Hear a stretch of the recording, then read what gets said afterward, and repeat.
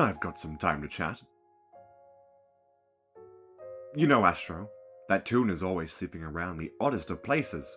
Once I even found him sleeping on one of the many trains here in Garden View. I'm unsure how long he'd be there if I hadn't woke him. I've got something I can share. Blot randomly can be seen carrying that inky little sculpture he calls Junior. Not sure if he truly has any attachment to that little art project of his, but I keep seeing him recreate the thing, honestly a bit odd to me. Boxton's been up late at night recently. Tells me he can't sleep when I ask him of it. I wonder if a music box ever needs his own music to sleep. What an idea. Have you heard of this book club some of the toons are attending? You have to be invited to such. How exclusive. It's a shame I'm far too busy to attend even if I wanted to. Garden View depends on me to keep things running well.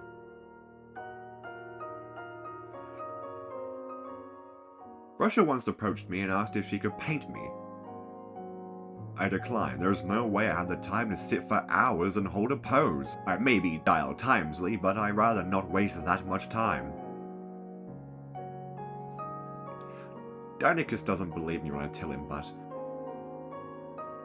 I swear Connie is watching me invisibly at times.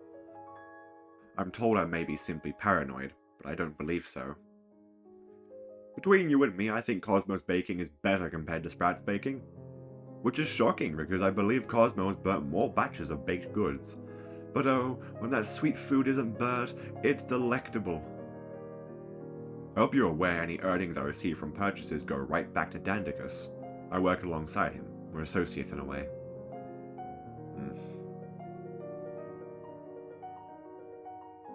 No, I am not allowed to take tips.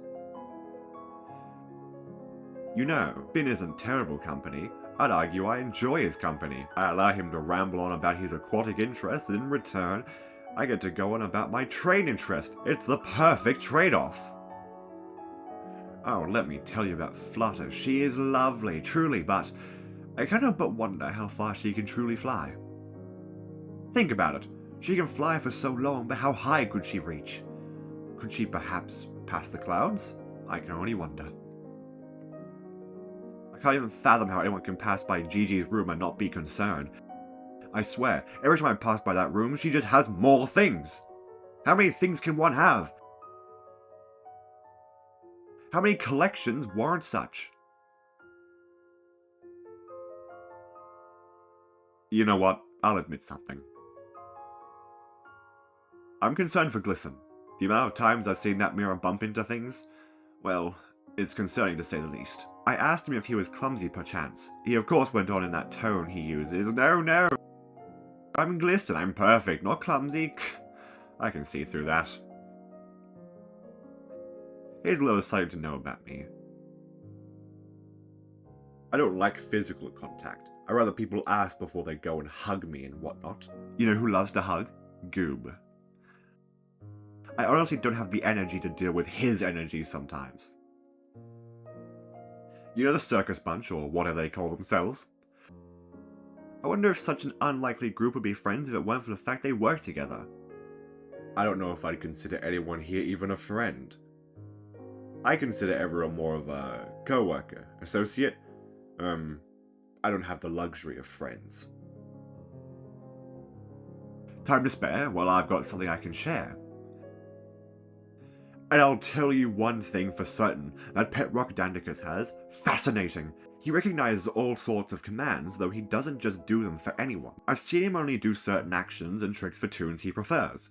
Mostly tricks that cheer up Dandicus from what I've observed. You know, if you really think about it, a bubbled cold poppy is a bit morbid. Maybe it's just me.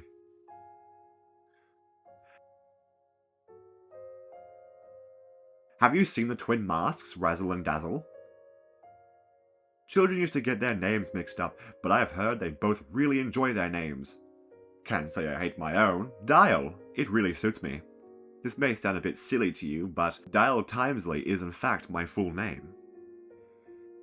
I sometimes like to do my own small record-keeping investigations.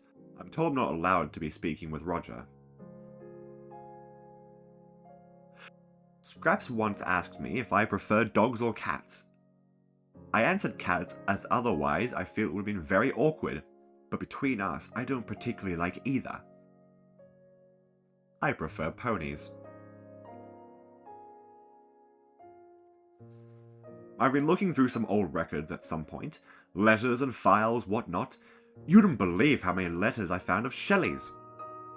She'd go on and on writing to the founders of Gardenview, many writings of dinosaurs specifically. I swear there was probably 5 bins worth of letters. Honestly, I'm not sure why we keep Shrimpo around. I've had intrusive thoughts of just taking him on a train ride one day, and that would be his last stop ever. Oh well.